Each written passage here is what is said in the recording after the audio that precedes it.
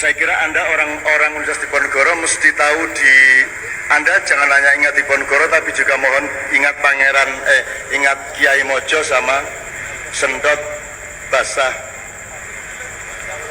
Prawiro Dirjo yang makamnya di selatan Manado di daerah Tondano, sehingga kalau Anda ke daerah Manado sana ada yang namanya Jaton atau Jawa Tondano. Jadi ganteng-ganteng, kuning-kuning, masyarakat Muslim ada di sana, padahal di sekitarnya adalah orang-orang Nasrani dan mereka hidup rukun. Jadi tolong jangan hanya di Diponegoro tapi juga diingat seluruh muluknya itu seperti Allah punya malaikat, jamaknya muluk. Allah dengan tool of powernya. Jadi Pangeran Diponegoro dengan tangan kanannya, dengan kakinya, dengan semuanya. Satu. Nomor dua, pengorbanan beliau tidak hanya itu, Pak. Tolong yang di jurusan sejarah mempelajari sangkan parang trah atau silsilah dari raja-raja Nusantara. Jadi kalau kita urut tidak usah dari Nabi Adam lah. Nabi Adam punya anak 146, semuanya kembar kecuali 2 orang, salah satu yang tidak kembar itu yang kelak menurunkan masyarakat Nusantara. Kalau dalam wayang disebut Sang Hyang Sis. Terus nanti macam-macam variabelnya, tapi kita ambil saja dari ketika sampai ke Pandu, Raden Pandu punya anak Pendowo, Pendowo punya cucu sampai ke Parikesit. Nah, Parikesit adalah nenek moyang dari raja-raja Nusantara.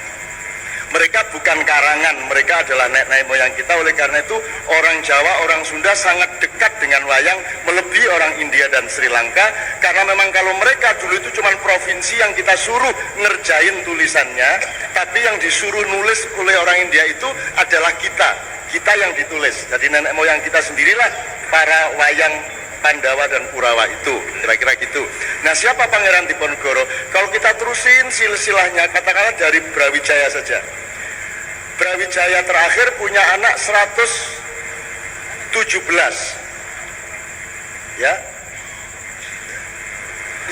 antara lain nurunin sampean dari Betoro Katong, kan gitu kan. Nah, 117 ini oleh Sunan Kalijogo disebar ke seluruh Nusantara, dijadikan kepala-kepala tanah perdikan. Jadi kalau mau ngomong trah, siapakah yang seharusnya jadi Raja Pakubuwono, Hamengkubuwono, dan Mataram, itu mulai nyempal adalah ketika berdirinya pasca Pajang berdiri Kerajaan Mataram. Mulai di situ yang jadi bukan terusannya Brawijaya.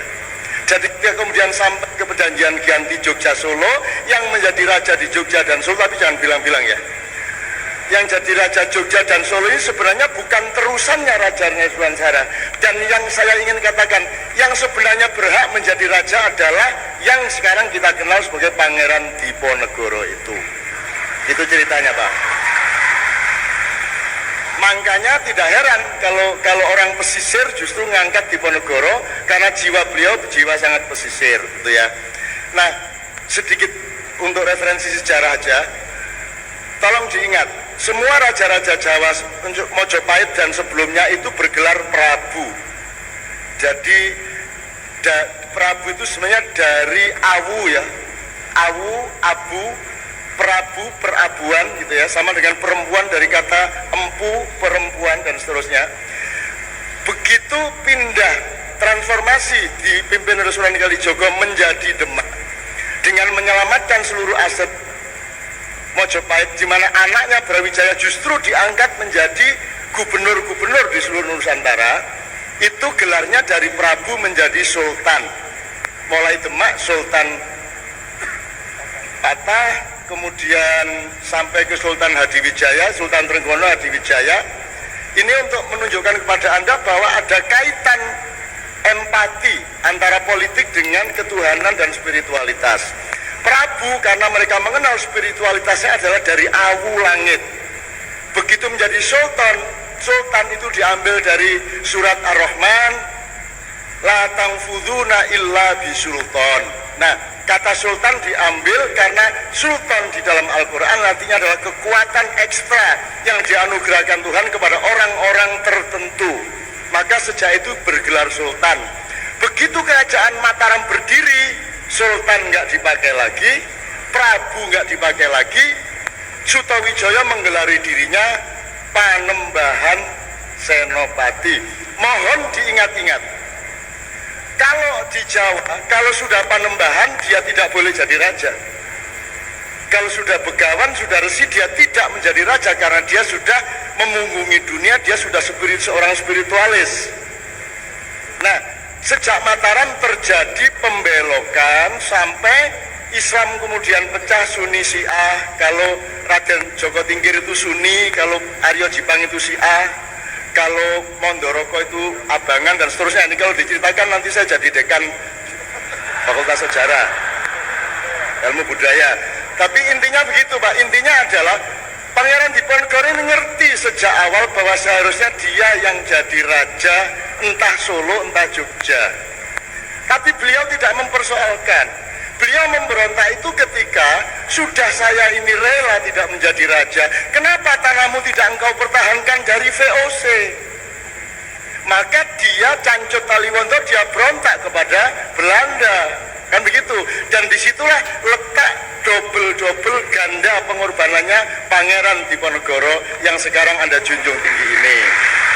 Oke, supaya tidak menjadi kuliah Fakultas Ilmu Budaya, sekarang nanti endingnya Pak, kita berdiri bersama jenengan semua sama bapak yang lain menyanyikan medley Nusantara. Karena Diponegoro tidak berjuang untuk Jawa, dia berjuang untuk aspirasi seluruh Nusantara. Dia adalah terusannya Gajah Mada. Pengorbanan Gajah Mada juga sama Pak. Gajah Mada kalau dia mau dia jadi raja mana? Majapahit. Tapi dia rela tidak menjadi raja Majapahit, cukup anaknya yaitu Hayam Wuruk. Tapi belum ada yang tahu bahwa Hayam Wuruk itu anaknya. Itu saya rahasiakan, ahli sejarah tidak perlu mengakui itu. Udah tenang aja. Maka dia ngalah.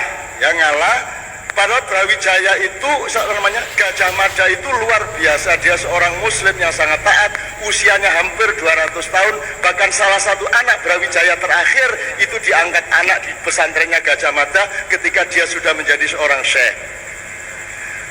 Umurnya hampir sama panjang dengan Sunan Kalijogo. Ini kan sejarah orano. Sebab sejarah itu pedomannya adalah pengakuan barat. Pokoknya sing ora diakoni leden, ora dianggap ono. Jadi orang sejarah modern ini di Indonesia tidak ngakui babat, tidak ngakui mbah-mbahnya sendiri. Gitu loh. Besok-besok Belanda harus belajar ke sini. Wah, buktinya mereka juga ambil banyak belajar dari sini. Jadi suatu hari Undip mudah-mudahan akan menjadi pusat kesadaran peradaban, pusat kesadaran sejarah seluruh dunia. Dan ilmu memancar menjadi mercusuar ilmu pengetahuan seluruh bumi berasal dari Undip.